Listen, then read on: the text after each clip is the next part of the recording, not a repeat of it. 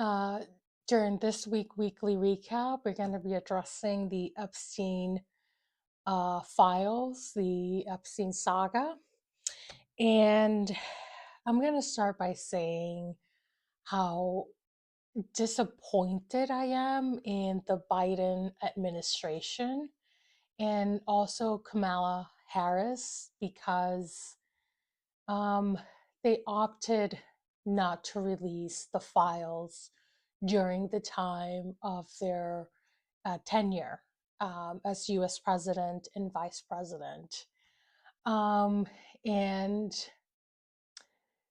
the explanation given as to why it wasn't released just doesn't seem to suffice. Um, I think given all that's come out, for them to withhold all that information to me seems negligent and definitely disappointing for the survivors that went through all that within the Epstein situation. So I'm highly disappointed in them. That being said, I want to take a moment as well to highlight the big difference between how the UK is handling the Epstein situation versus how the US is handling the Epstein situation. In the US, not only did we have the Biden administration literally not do anything about it for the 4 years they were in office, to now the files being released by someone who, by our sitting president who um, is implicated within those files, um, and but no one's being prosecuted. So the files are being released, highly redacted. Some perpetrators, the names of some perpetrators are being redacted, and there's no persecution. There's nothing being done. To then we look at the UK and how they're handling everything. Andrew Winsard, formerly known as Prince Andrew, has finally been arrested under what happened within the Epstein files. It is important to note that he wasn't arrested for the actions he did to the victims, but rather he was arrested because there were some confidential files, government information that he was privy to that he carelessly shared within the with Epstein and that whole group. You also have an ambassador that got persecuted as well. Ideally, we would have the persecution be on behalf of the victims that went through all this and endured the abuse at the hands of these perpetrators. But some legal actions, some repercussions for their actions, is better than nothing. It's better than what's currently not being done here in the US. I think asking for accountability for the victims, it's something that needs to happen, and it's something that we can advocate for, and create a movement to seek accountability on their behalf. But again, within the UK, something's better than nothing, and we can go ahead and we can ask for accountability for the victims moving forward. Here in the US, I think we now need to focus on trying to hold these people accountable, regardless of what they're being held accountable for. And then maybe we can ask for accountability for the victims as well. Um, I mean, Another thing to note is a lot of big names have been released under this new Epstein Files release. We're talking about Deepak Chopra, the spiritual guru. We're talking about Peter Attia, the longevity doctor, um, that were involved in conversations with Epstein and admittedly were, um, that correspondence between, uh, Epstein and them was just horrendous. It just highlights how women, and children are being treated as, commodities for the pleasure of men, and men in power. Um, so another thing that I picked up on, because they showed videos of, um, Jeffrey Epstein. And in one point, they showed interviews of Jeffrey Epstein. And the interviews that I've seen of Jeffrey Epstein, him speaking, the way that he carries himself, it's striking how he doesn't appear to be that smart to me. He doesn't come across to me as the intellectual that they purport him to be. He, to me, comes across like a New York City schmuck who, just happened to come into money. Um, the more I know about Epstein, the person, the more I begin to understand that really all he is and all he was just a glorified pimp. I mean, this is a guy that first began working at a high school. How he got that job, I don't know. But he then managed to get a job at a financial services, company institution. And honestly, here's my theory. I don't, um, it's only my theory. It's not like I have any evidence, but honestly, I think it wasn't his brilliance that got him the job. I think he was essentially doing what he was doing at a much more amateur scale back in the day. I think he probably got that job because he figured there must have been another, predator within that school, within that private school that he knew. I mean, birds of a feather flock together. He got him the job. He probably used his skills of, abusing, um, the victims into, he parlayed that into another job over at, the financial services institution.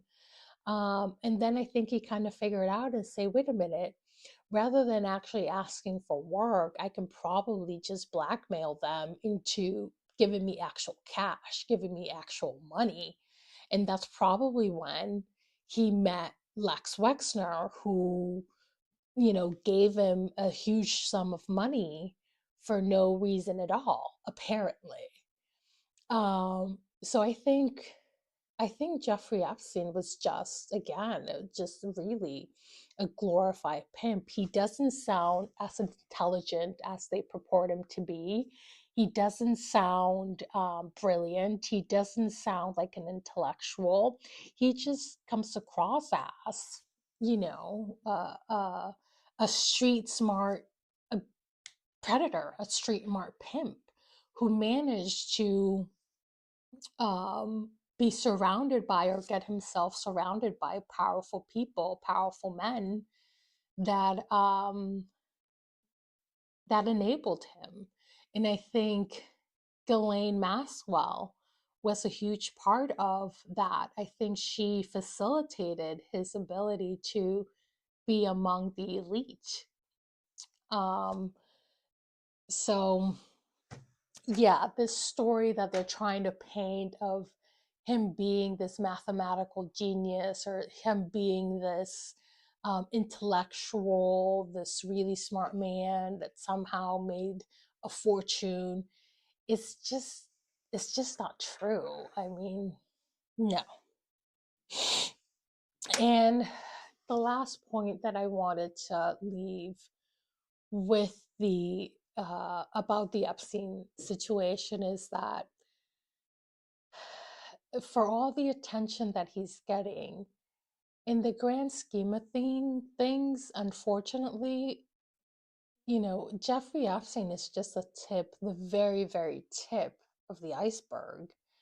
Um, this is being done um, within our local communities, within our cities, within our state, within our country, on the daily. Victims are being trafficked. Down the street are probably where you live, and you don't even know that. I recall a very good reporting done by Lisa Lang where she talks about this very same thing. And she did this like before this whole Epstein situation became what it is now. She covered that. She covered how innocent children are being trafficked on the daily in our nation. And I think as we focus on Jeffrey Epstein, we also need to bring the focus back to our local community and figure out, okay, how can we prevent this from happening? How can we protect our children? Um, and another thing that I wanted to mention as well, nobody's talking about, well, gee, how did these women, how did these girls, these children end up with Jeffrey Epstein? How did it get to this point? And the sad fact is that the majority of them were probably being abused or um, pimped or trafficked by other people prior to them getting to Jeffrey Epstein. A victim's first abuser, a lot of people don't know, is their own family. A victim's first abuser is their own parent, their own father, their brother, an uncle. And that's the bigger reality that the world doesn't want to see, the world doesn't want to understand. And that's what we need to focus on. The focus and what I hope comes out of the Jeffrey Epstein situation is that we need to empower our children to be very vocal and very self aware of what's being done to them by people whom they love, and give them the opportunity to be vocal about it. Give them the opportunity to say, hey, this is being done to me. I don't like it. Please make it stop. So we need to start educating our children about it. I also, on that note, I also want to add how different countries are educating their children about abuse, particularly sexual abuse. And I believe it's Norway or Sweden. They have this cartoon about this guy with a third leg, the third leg being, that guides privates.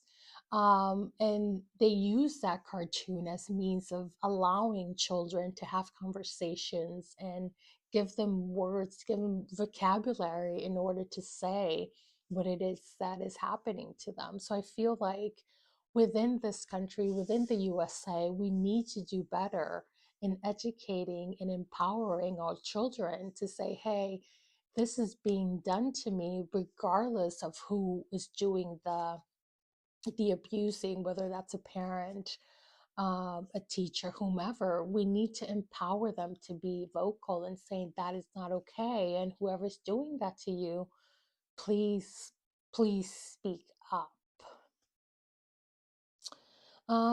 And that's all I wanted to say on the Epstein saga.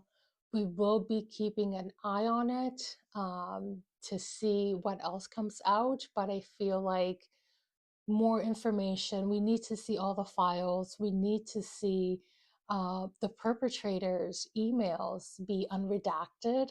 That needs to be laid out, and we'll be informing you and keeping an eye on everything. In other news today on the weekly recap, the US and Israel has bombed Iran. The Ayatollah Khomeini is no longer with us on this planet, within this plane. He has passed away. He has been killed by the military strikes carried on by the US and Israel. Um, Part of me feels happy for the Iranian community. I feel like it's been a long time coming. I feel like that repressive regime needed to go. And I'm happy for um, the liberation of the women that's going to be happening there. I've seen the videos of the protests that were done, women taking um, their scarf, their covering, and just letting their hair out, expressing themselves, dancing. I think that's important. I think being liberated, getting hopefully not just the Ayatollah, but the entire regime being removed, hopefully that's going to liberate. And it's going to at least loosen the restrictions that a lot of women have gone through within Iran. I think it's a huge step forward, and it's a great opportunity for the liberation of women in terms of just being free, just being seen as human, and not as object to meet the needs of another within the Middle Eastern region. I think that's a huge step. Um, the other part of me feels um, it was done without congressional approval. It was done um, putting the lives of our military men and women at stake. And, to me, it was done just so, Trump can get brownie points, and he wants to get a pat on the back. He wants to be liked by Netanyahu. Um, but I'm kind of conflicted on the whole situation. On the one hand, I'm happy. On the other hand, we didn't really go about it the appropriate way in order to make it happen. I think we need to do things correctly, though, to ensure that it's being done for the long term and not just until they manage to replace a new leader, um, which there's always somebody waiting. There's always a line of somebody waiting to replace the leader that they just toppled. So it's going to be interesting to see what happens in Iran.